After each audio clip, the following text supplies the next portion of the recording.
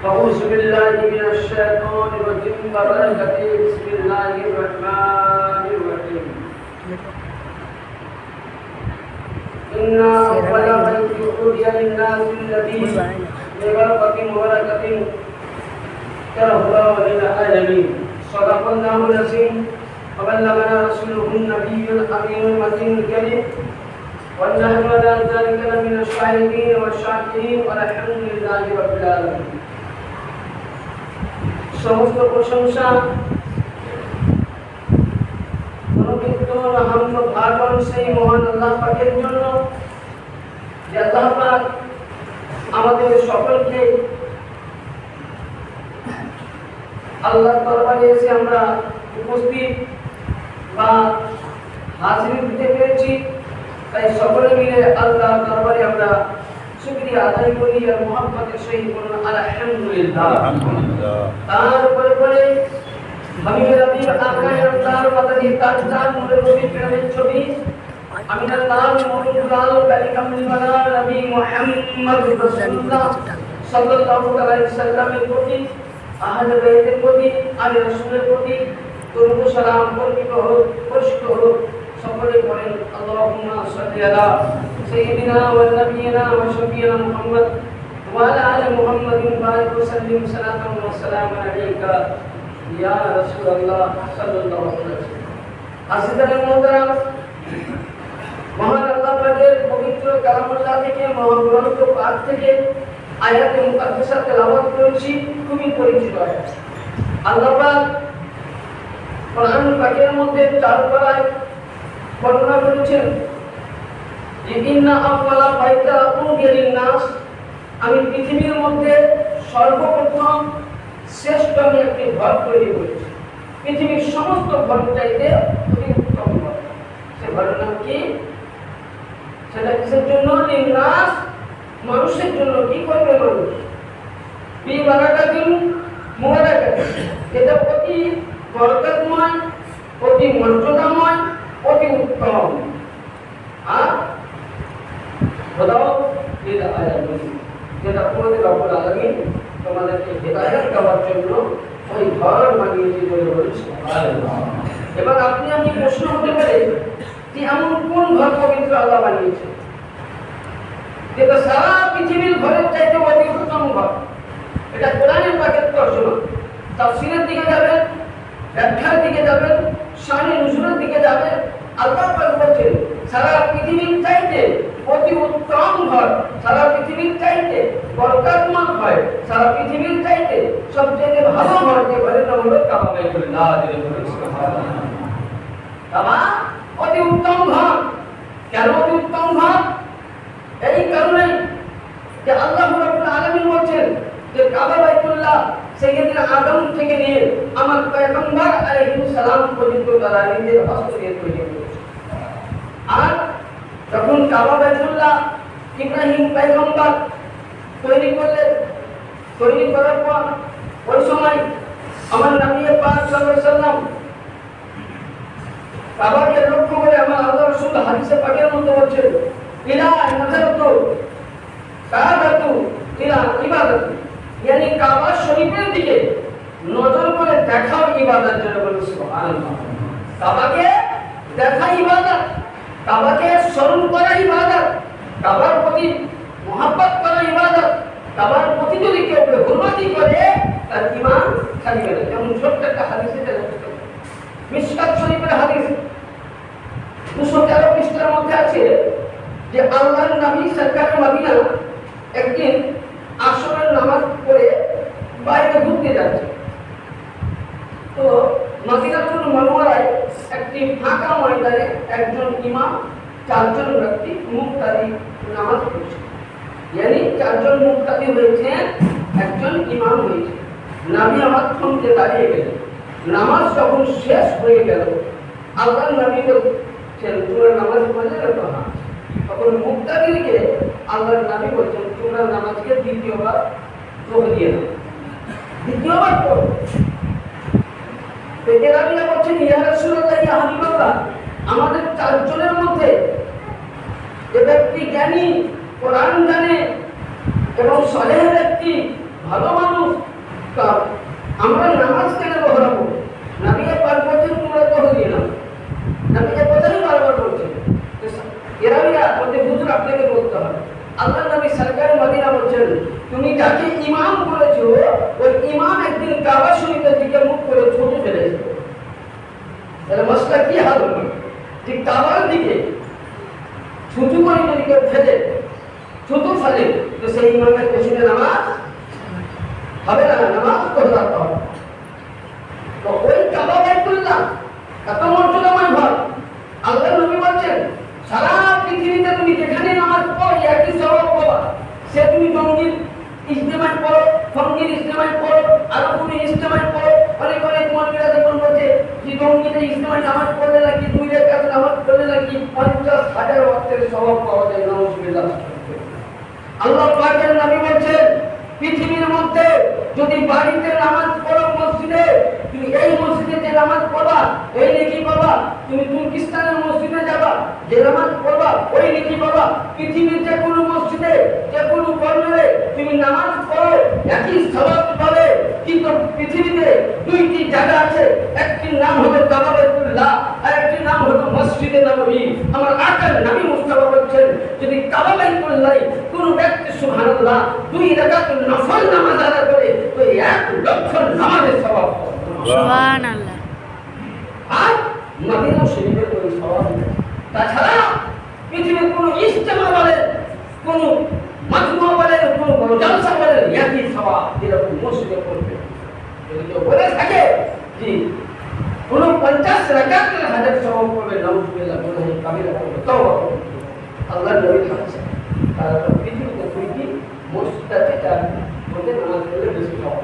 যেমন হযরত সাইয়্যিদিনা ইব্রাহিম আলাইহিস সালাম যখন কাবা বাইতুল্লাহ তৈরি করলেন, করার সময় ইব্রাহিম আলাইহিস সালাম 2টি দোয়া করেছিলেন, ওয়াইয়ারফাউ কওয়াইদা মিনাল বাইতি ওয়া ইসমাঈল রব্বানা তাকাব্বাল মিন্না ইন্নাকা আনতাস সামিউল আলিম।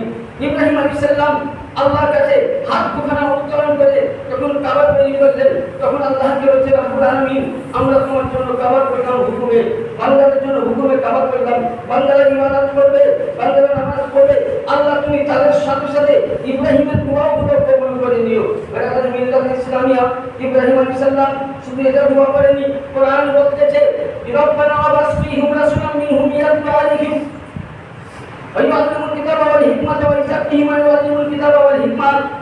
ইব্রাহিম আলাইহিস সালাম ওই সময় দোয়া করেছিলেন রব্বুল আলামিন আমি কাবা তৈরি করলাম, এই কাবাকে রক্ষা করার জন্য ইতিবাসা ফীহিম রাসূলা, ইয়ানি আমি চলে যাওয়ার পর, ইসমাঈল চলে যাওয়ার পর, ইসমাঈলের আওলাদ চলে যাওয়ার পর এই কাবাকে রক্ষা করার জন্য আল্লাহ তুমি একজন রাসূল পাঠিয়ে দাও। কোরআনের তাফসীরে পাওয়া যায়, হাদিসের ব্যাখ্যাতে পাওয়া যায় ইব্রাহিম পয়গম্বর যেটা শব্দ বলেছিলেন ইতিবাসা ফীহিম রাসূলা, এটা কোন কাউরির জন্য নাই, স্বয়ং আল্লাহ পাকের নবী বলেছেন সাইয়্যিদনা রাসূলের পাকের জন্য দোয়া করেছিলেন। ইয়ানি ইব্রাহিম বলেছিলেন আল্লাহ কাবাকে রক্ষা করার জন্য আমার আওলাদের মধ্যে তুমি নবী মুহাম্মদ রাসূলুল্লাহকে পাঠিয়ে দাও। বলুন সুবহানাল্লাহ।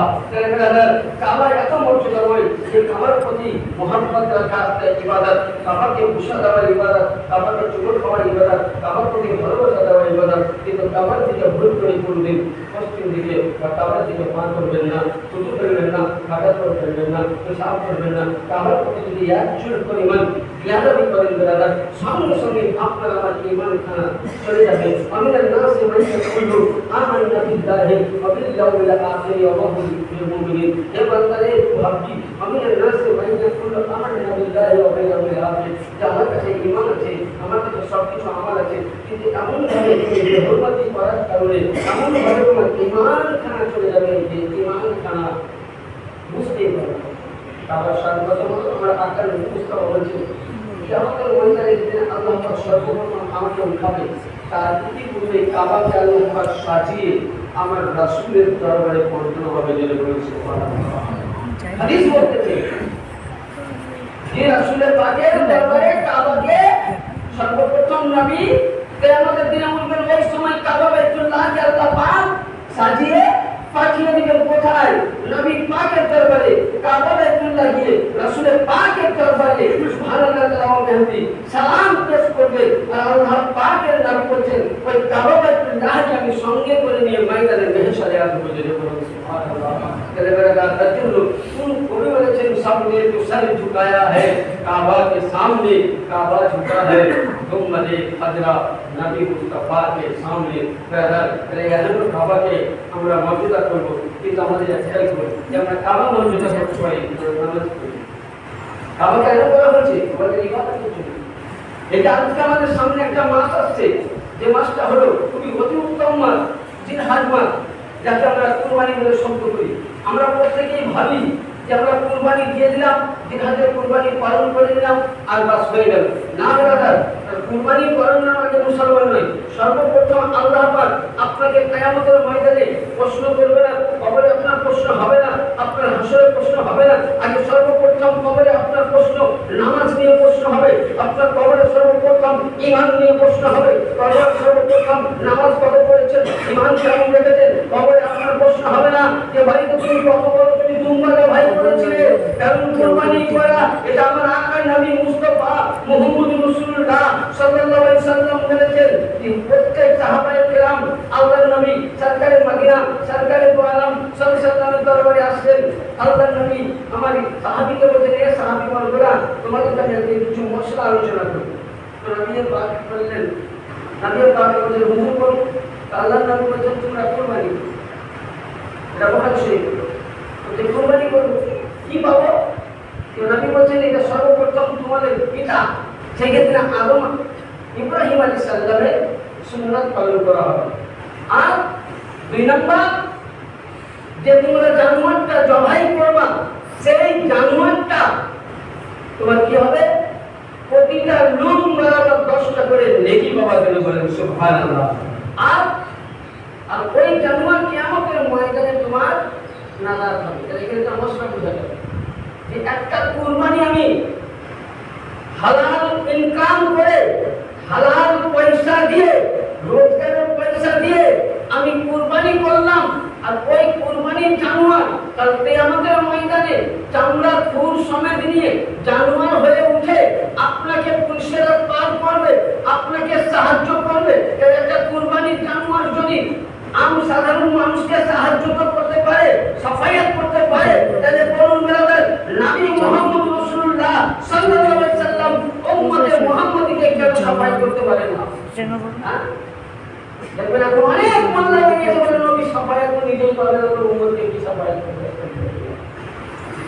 বলে নবী তো নিজেই সাফায়াত করে না নাউজুবিল্লাহ মিন যালিক এই কথা যদি কোনো মোল্লা বলে থাকে তার পিছনে নামাজ তো দূরের কথা তাকে মুসলমান বলে হারাম কারণ একটা গরু একটা জানোয়ার একটা খাসি একটা দুম্বা আল্লাহর রাহে যদি জবাই করলে ও খাসি কিংবা দুম্বা যদি তোমার জন্য শাফাতের নাজাত হতে পারে তো রাহমাতুল লিল আলামিন উম্মতে মুহাম্মাদীকে আজও কিয়ামত অবধি কাল কিয়ামতের ময়দানে উম্মতে মুহাম্মাদীকে যদি শাফায়াত করে আদম নবী করবে না ঈসা নবী করবে না দাউদ বলতে আমি পারবো না সুলাইমান বলতে আমি পারবো না ইয়াহইয়া বলতে পারবো না মাকামে মাহমুদের মধ্যে একজন নবী থাকবেন সকলে আমাদের নবী সকল নবী বলবেন নফসি নফসি সকল মুশরিক বলবে নফসি নফসি মুল্লা বলবে নফসি নফসি হাফিজ কারি বলবে নফসি নফসি মাকামে মাহমুদের মধ্যে একটি লোক আছে যিনি বলবেন হে রব্বুল আলামিন রব্বি হাবলি উম্মতি সালামতি রব্বি হাবলি উম্মতি সালামতি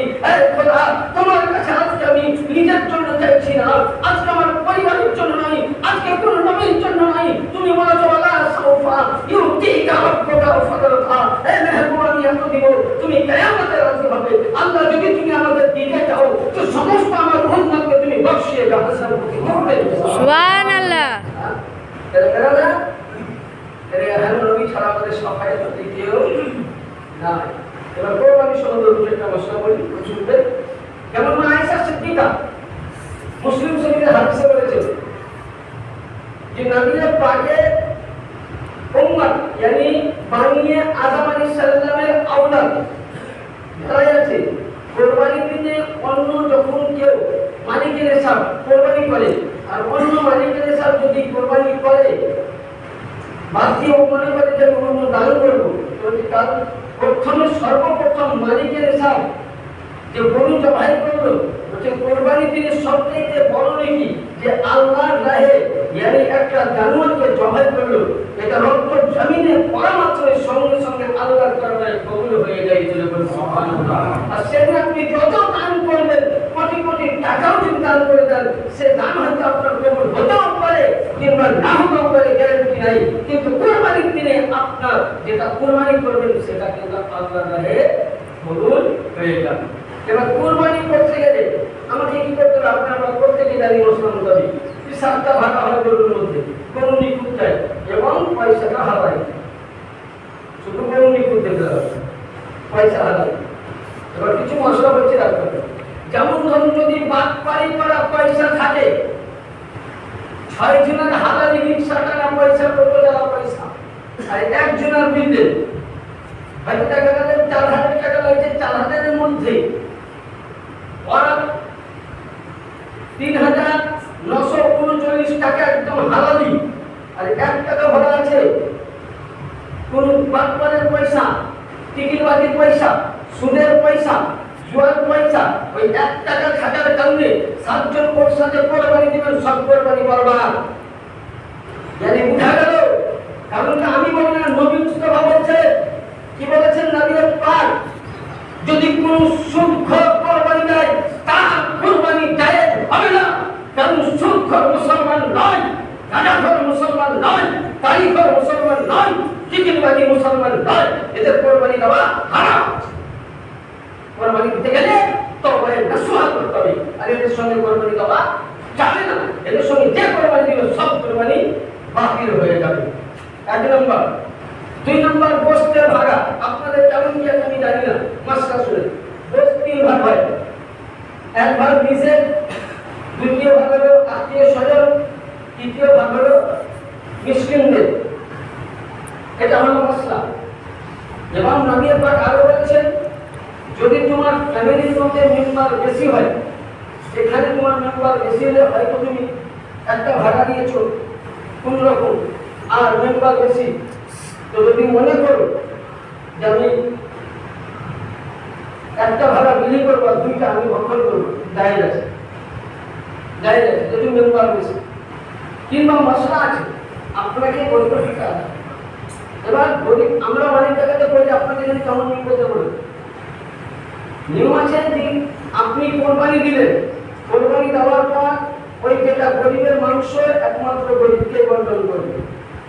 আর কোরবানির মাংস কোনো বেধার্মিকের হাতে দিবেন না, সে যতই বড় বন্ধু হোক আর যতই বড় ম্যাজিস্ট্রেট, এমপি আর এমএলএ হোক, কোরবানির মাংস কোনো বেধার্মিকের হাতে দেওয়া যাবে না। গুনাহে কাবিরা করে দিবেন। আল্লাহর নবী বলেছেন তাদেরকে দেওয়া যাবে না। আর কোরবানির মাংস নবী মুস্তাফা বলেছেন হালাল মাংস, হালালি খাবার, এবং তাকে পবিত্রভাবে খেতে হবে। 2 নম্বর, কোরবানির মাংস দিয়ে সালাদ পান করবেন, বড় গুনাহ থেকে কথা মোশক হয়ে থাকবে। আর নবী পাক আরো বলেছেন যে কোরবানির মাংস খাওয়ার পরে হাড্ডিগুলোকে এক জায়গায় জড়ো করে তাকে মাটির মধ্যে পুঁতে দেওয়া, যেটা ইব্রাহিম আলাইহিস সালামের মুস্তাহাব। এটা ইব্রাহিম নবী করেছেন। ইনশাআল্লাহ আপনাদেরকে আগামী জুমাতে ইব্রাহিম আলাইহিস সালাম কিভাবে কোরবানি দিয়েছিলেন, কেন কোরবানি হয়েছিল, সে ডিটেইলস ভাবে বুঝাবো। কারণ আমি একটাই জোরহাত করব, যখন আমরা এই মাসকে পেয়েছি কোরবানির মাস, অতি উত্তম মাস, নবী আবার হাদিস বলেছেন সংক্ষিপ্তে, নবী কি বলেছেন, যদি কোনো ব্যক্তির কোরবানি দেওয়ার ক্ষমতা নাই তবে সেও কোরবানি সওয়াব পাবে। সাহাবীরা বললেন, ইয়া রাসূলুল্লাহ, কি করে? গরিব মানুষ তো কোন রকম দিন আনে দিন খায়, তো কি রকম ভাবে সওয়াব পাবে? নবী বলতেছেন, যখন চাঁদ উঠে গেল জিলহজের, সেদিন থেকে তোমরা দাঁড়িয়ে আর মুস্তা কোরবানি অবধি কাটিয়ে। নবী বলছেন, জিলহজের যখনই চাঁদ উঠল ওই সময় তোমরা আর যারা কোরবানি দিয়েছো তারা কাটবে না, আর যারা না দিয়েছো তারা চুল দাঁড়িয়ে মুখ কাটিও না। কোরবানির পরের দিন তোমরা কাটিও। নবী পাককে বলেন, ইয়া রাসূলুল্লাহ, কি হবে? নবী পাক বলেন, কোরবানি করে যে সওয়াব পাবে, আমিরগুলো, নিসাবের মালিকগুলো যারা সওয়াব পাবে তাদের প্রতি কোরবানি ওয়াজিব। যারা যতটা সওয়াব পাবে এই নবীর এই সুন্নাত, নবীর বিধানটুকুকে মেনে নেওয়ার কারণে আল্লাহ পাক বলছেন সে হাদিস মোতাবেক সে কতটাই সওয়াব পাবে। যদি বলেন সুবহানাল্লাহ। এগুলো লক্ষ্য করবো, আর আমরা হালাল জিনিস, হালালকে থাম দেওয়ার চেষ্টা করবো, হারাম থেকে বেঁচে রাখবো। আসসালামু আলাইকুম ওয়া রাহমাতুল্লাহ।